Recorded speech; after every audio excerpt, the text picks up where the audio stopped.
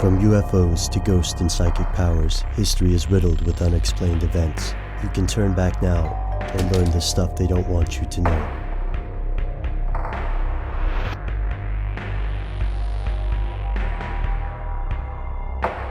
Here are the facts.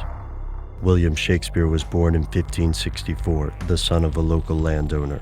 Life in Stratford-on-Avon wasn't enough for the young man, and in his 20s he struck out for London, where he wrote some of the most influential and well-known works in the English language. His plays and poems have spread across the world. Centuries after his death in 1616, scholars still debate the nuances of Shakespeare's erudite language, his intricately constructed characters and plots. But there's another debate about Shakespeare, and it's been raging almost as long. No one disputes that this work is beautiful, but some scholars believe that William Shakespeare did not write a word of it. Here's where it gets crazy.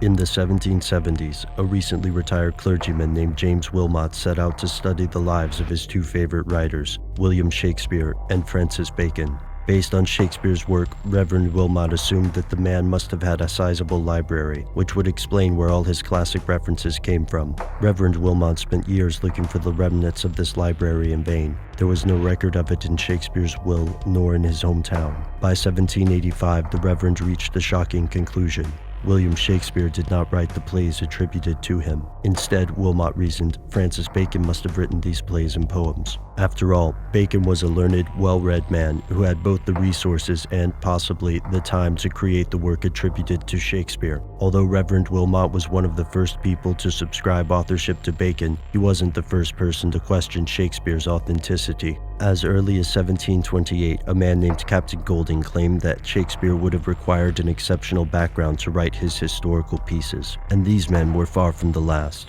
Over the centuries, more scholars have come forward, proposing various other playwrights as the real William Shakespeare. People have nominated Christopher Marlowe, Edward de Vere, and others in place of the familiar bard. But if Shakespeare really is a pseudonym, then where's the proof?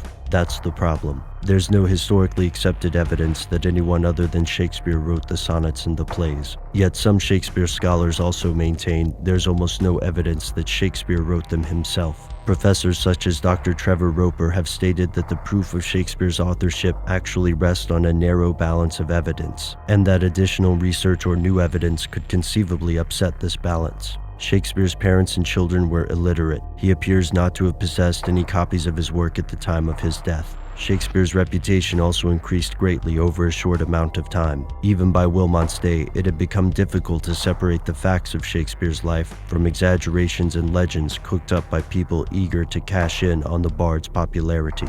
Yet other experts such as David Martin maintain that Shakespeare is unquestionably the man responsible for the work, and that arguments against his authorship are, at best, fringe theories. This debate has continued to the present day, and aside from the questions of authorship, one other question remains. If Shakespeare really didn't write his plays, then who did? Was there, centuries ago, something they didn't want you to know?